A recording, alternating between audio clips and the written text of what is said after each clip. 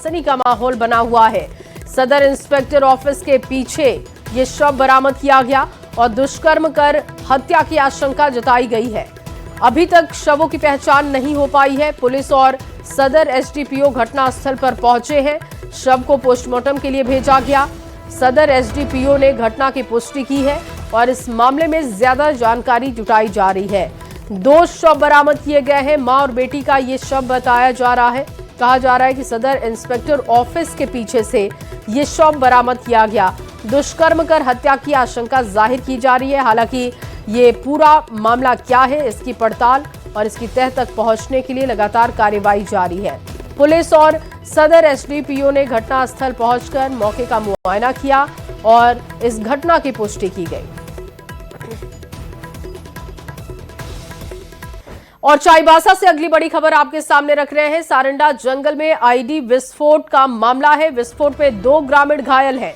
घायल ग्रामीणों को आज लाया जाएगा बाहर। दरअसल कल देर शाम ये विस्फोट हुआ था। सुरक्षा वजहों से घटनास्थल पर जवान नहीं पहुंच पाए थे। नक्सलियों ने प्लांट किया था आईडी बम। सुरक्षा बलों को टारगेट करने की मंशा इनकी थी। मूवमेंट में विशेष सतर्कता रख रहे हैं जवान।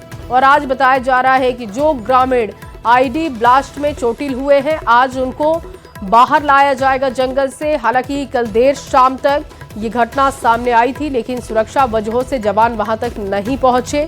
लेकिन आज जानकारी मिल रही है कि आज इन ग्रामीणों को बाहर निकाला जाएगा। और न्यूज 18 के डायमंड स्टेट समिट में हेमंत सोरेन ने गठबंधन को लेकर कहा कि हम लोग गठबंधन में जरूर हैं, लेकिन सब पार्टियां अलग अलग हैं। साथ ही विदेश दौरे को लेकर उन्होंने जवाब दिया कि मैं विदेश में जाकर अपने देश की बुराई नहीं कर सकता। घर की लड़ाई घर में लड़ना ही अच्छा है, वरना पूरी दुनिया आपका मजाक बनाएगी। की अलायंस पार्टनर कांग्रेस है और बीजेपी बार बार ये इल्जाम लगाती है कि राहुल गांधी जब बाहर जाते हैं तो वो देश के बारे में कई ऐसी बातें बोलते हैं जो नहीं बोलनी चाहिए उनको। तो आपके अलायंस पार्टनर के होने के देश के बाहर जाता है, कौन कौन क्या बोलता है, मैं उस पर बहुत ज्यादा ध्यान नहीं देता। मैं विदेश में रह करके देश की बुराई नहीं कर सकता जी। ये हमारे घर की लड़ाई है, हम घर में लड़ लेंगे। और वहीं झारखंड के मुख्यमंत्री हेमंत सोरेन के बयान पर जेडीयू सांसद रामप्रीत मंडल ने कहा कि हेमंत सोरेन ने जो बातें कही, राहुल गांधी को उनसे सीखना चाहिए। राहुल गांधी विपक्ष के नेता हैं, देश से बाहर जाकर देश की बुराई करते हैं और इससे राहुल गांधी की भी छवि खराब होती है और देश की भी बुराई होती है। बाहर जाएं तो हेमंत सोरेन से सीखकर उनकी बातों पर अमल करें। उन्होंने हेमंत सोरेन जो बातें कही है वो राहुल गांधी को उससे सीखना चाहिए।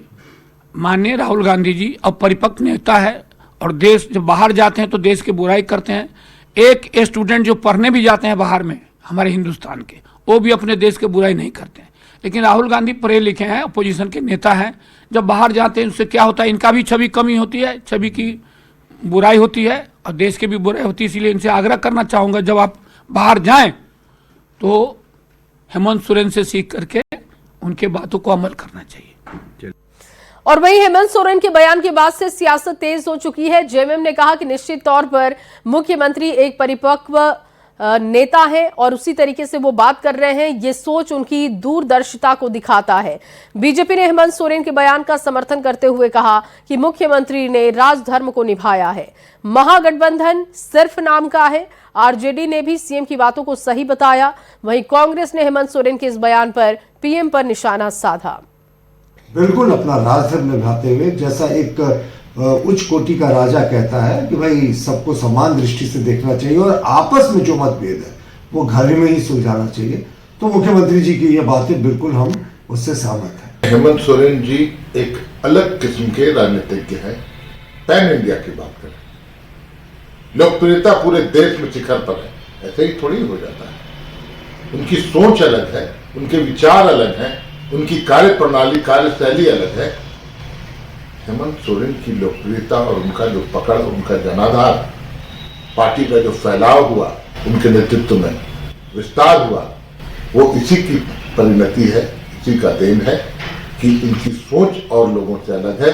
जो विचार उन्होंने कल रखे कि विदेश की धरती पर हम देश की बुराई या देश के नेताओं की बुराई नहीं कर सकते हैं, ये बहुत बड़ी बात है। किधर की है वो मैं नहीं जानता, लेकिन कोई भी व्यक्ति हो उनको अपने देश के बारे में क्रिटिसाइज कहीं नहीं करना चाहिए। क्रिटिसाइज करने से हम स्वयं कमजोर होते हैं। अगर हम घर की बात बाहर में बताते हैं, घर की लड़ाई को बाहर में बताते हैं, तो निश्चित रूप से हम कमजोर होते हैं। इसलिए सलाह रहेगा कि देश की बात देश में होनी चाहिए, घर की बात घर में होनी चाहिए, देश की बात विदेशों में जाकर क्रिटिसाइज नहीं करना चाहिए। इससे हमारा देश का इंप्रेशन भी खराब होता है और बदनामी भी होती है। प्रधानमंत्री की ओर इशारा करते हुए यह बात कही, जिस प्रकार प्रधानमंत्री विदेश की धरती पर यह कहते हैं कि हमें दुख होता है कि हम भारत में जन्म लिए हैं, इससे बड़ा और कोई विडंबना हो नहीं सकती कि जब इस देश के प्रधानमंत्री विदेश की धरती पर भारत में जन्म लेने पर जब उनका दुख प्रकट होता है तो स्वाभाविक तौर पे ये कहीं ना कहीं सोचना पड़ता है, और माननीय मुख्यमंत्री ने इसी और इंगित किया है। और वहीं संसद में सांसद निशिकांत दुबे की ओर से पंडित नेहरू से संबंधित किताबों का जिक्र करने के मुद्दे पर अब बहस छिड़ती हुई नजर आ रही है। प्रदेश बीजेपी ने कहा कि सांसद निशिकांत दुबे ने गांधी परिवार को एक्सपोज कर दिया। साथ ही बीजेपी ने आरोप लगाते हुए कहा कि कांग्रेस पार्टी में हर व्यक्ति गांधी परिवार की चापलूसी कर पद को प्राप्त करता है। कांग्रेस ने निशिकांत दुबे पर पलटवार किया। गांधी परिवार ने देश के लिए क्या किया है, उनके कारनामों की वजह से देश कहां भुगत रहा है, इसके लिए कश्मीर से लेकर के नॉर्थ ईस्ट कोई भी इलाका आप देख सकते हैं जिसको भारतीय जनता पार्टी धीरे धीरे सही कर रही है। तो कांग्रेस पार्टी जिसमें हर व्यक्ति गांधी परिवार की चापलूसी करके पद पाता है, आगे बढ़ता है, उनके मन में खलबली मचना जो है वो स्वाभाविक है। लेकिन निशिकांत दुबे जी ने जो बातें कही वो पूर्ण रूप से तथ्य और फैक्ट्स पर आधारित है। देश को बांटने वाले लोग आज बंटवारे के नाम पर लाख देश को गुमराह करना चाहें, ये संभव नहीं है। और निशिकांत दुबे जैसा मर्यादा विहीन, संस्कार विहीन, जिसने सनातन का अपमान किया, और मुझे लगता है कि संसद के स्पीकर को पार्किंसन की बीमारी हो गई है कि 2020 में उनका स्टेटमेंट कुछ और रहता है और 2026 में किताबों को लेकर के नियम और परिनियम बदल जाते हैं। ये सारे कायदे कानून विपक्ष की आवाज को दबा रहे हैं, लेकिन देश की जनता यह जान रही है कि असलियत क्या है। ये लोग कायर लोग हैं, ये लोग देश की सुरक्षा, देश की एकता और अखंडता पर प्रहार करने लगे हैं और देश के स्वाभिमान को बेचने का काम कर रहे हैं। और चलिए अब आपको वो बयान भी सुना देते हैं जिसके बाद से सियासत गरमाई हुई है। सर जो है नरवाने की किताब का तो पेंगुइन था ना, पेंगुइन ने कल रात जो है एक स्टेटमेंट जारी किया कि चाहे डिजिटल फॉर्म में हो, चाहे पीडीएफ फॉर्म में हो, चाहे फिजिकल फॉर्म में हो, किसी फॉर्म में कोई भी किताब अभी तक कोई छपी नहीं है। और जो लोग इस तरह की किताबें ला रहे हैं उसके ऊपर जो है हम कार्रवाई करेंगे, एक्शन करेंगे और जो भी उनकी रेमेडीज है वो करेंगे। और आगे बढ़ते हुए आपके सामने चाईबासा से बड़ी खबर रखेंगे। 6 नाबालिगों का तमिलनाडु में आरपीएफ ने रेस्क्यू किया। चाईबासा के पंडराशाली ओपी क्षेत्र की नाबालिग और सीडब्ल्यूसी के माध्यम से चाईबासा पुलिस से संपर्क किया गया। सभी नाबालिगों को तमिलनाडु से वापस लाने की तैयारी है और आज चाईबासा से रवाना होगी पुलिस और सीडब्ल्यूसी की टीम जो कि तमिलनाडु पहुंचेगी। इन नाबालिगों को वापस लाया जाएगा। एक बड़ी सफलता हाथ लगी है, आरपीएफ की तरफ से रेस्क्यू किया गया है। 6 नाबालिगों का तमिलनाडु में आरपीएफ ने रेस्क्यू किया है जिनको अब चाईबासा लाने की तैयारी है। और रांची से एक बड़ी खबर आपके सामने रख रहे हैं। दिल दहला देने वाली घटना सामने आई है। आपको बता दें कि दखल दिहानी को लेकर लोगों में आक्रोश दिख रहा है और रातू कब्रिस्तान के पास सड़क पर पहुंचे लोग, गुस्साए लोगों ने रोड को जाम किया है। मंगलवार को दखल दिहानी के लिए पहुंची थी यहां पर पुलिस, जिसे लेकर लोगों ने भारी विरोध किया। जमीन को खाली करने के लिए 24 घंटे की मोहलत दी गई थी और आज फिर से कार्रवाई होने जा रही है। कार्रवाई को लेकर सड़क पर उतरे हैं लोग। सुखदेव नगर थाना क्षेत्र का ये पूरा मामला है। रांची से बड़ी जानकारी, दखल दिहानी का जमीन का मामला, इसी को लेकर लोगों में आक्रोश है। जमीन खाली करने के लिए 24 घंटे की मोहलत दी गई है। आज फिर से कार्रवाई होनी है। कार्रवाई को लेकर सड़कों पर लोग हैं, विरोध जाहिर कर रहे हैं।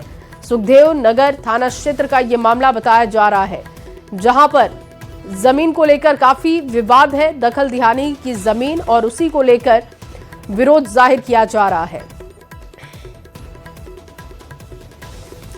और रांची से बड़ी खबर, जहां जेएससी ने अपनी परीक्षा की तिथियां बदल दी हैं। 12वीं की परीक्षा की तिथि बदली गई है। 23 की जगह पर अब देखिए 24 फरवरी को एग्जाम होना है। निकाय चुनाव के लिए ये तारीखें बदली गई।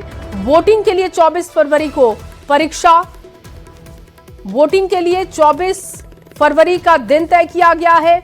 और आपको बता दें कि 12वीं की परीक्षा की तारीख बदली गई है। 23 की जगह पर अब 24 को परीक्षा होनी है, ये साफ कर दिया गया है, क्योंकि वोटिंग है और वोटिंग की वजह से ये तारीख बदली गई है। 24 फरवरी को परीक्षा है। वोटिंग के बारीकियों को देखते हुए, इसके मद्देनजर लोगों को परेशानी ना हो, ये तमाम सहूलियत देखते हुए ये फैसला हुआ कि 12वीं की परीक्षा की तिथि बदली जा रही है। इसके लिए रिक्वेस्ट की गई थी और इस पर विचार करने के बाद अब 23 की जगह पर 24 फरवरी को एग्जाम होना है। निकाय चुनाव के लिए बदली गई है ये तिथि। निकाय चुनाव होने वाले हैं और इसी को मद्देनजर रखते हुए 12वीं की परीक्षा को लेकर ये बड़ा और अहम फैसला किया गया कि जो परीक्षा 23 को होनी थी, अब वो परीक्षा 24 तारीख को कराई जाएगी।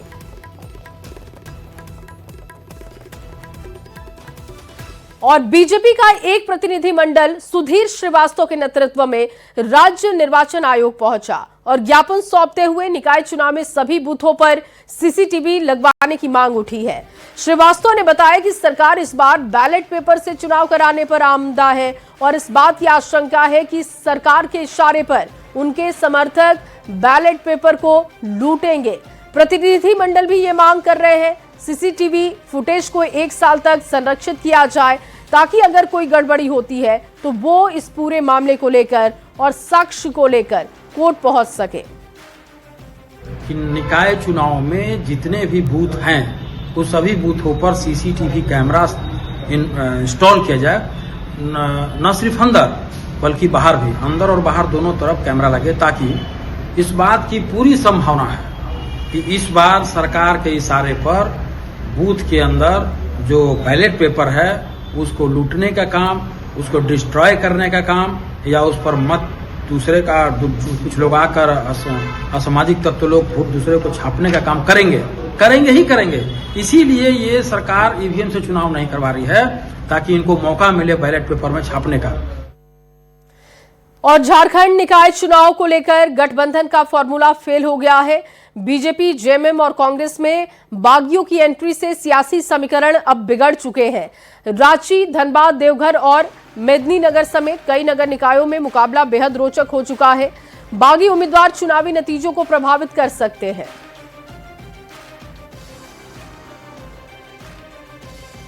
चुनाव दलीय आधार पर नहीं हो रहा है, फिर भी किसी दल के जो कार्यकर्ता प्रमुख खड़े हैं उनमें से किसको समर्थन दिया जाए, इस पर ये विचार कर रहे हैं। तो इसमें से कुछ ऐसे लोग हैं जिन्होंने मान लिया था कि मुझे ही समर्थन पार्टी देगी, और वैसे लोगों को समर्थन नहीं मिला तो उन्होंने किनारा किया है पार्टी से। ये मामला भाजपा का आंतरिक मामला है। ये दलगत आधार पे चुनाव नहीं है, तो लोग स्वतंत्र चुनाव लड़ने के लिए, लेकिन हम फिर भी कोशिश कर रहे हैं कि जो हमारे राष्ट्रवादी विचारधारा के जो पार्टी से जुड़े हुए हैं, जिनकी छवि स्वच्छ हो, वही सिर्फ एक उम्मीदवार है, वो नगर परिषद या के लिए हो। और जहां जो हमारी बात नहीं मान रही है, पार्टी देख रही है। अभी भी नाम वापसी की तिथि खत्म होने के बाद भी वो औपचारिक घोषणा कर सकते कि हम नहीं लड़ेंगे, वरना ऐसे लोगों पर पार्टी कार्रवाई की भी सोच सकती है।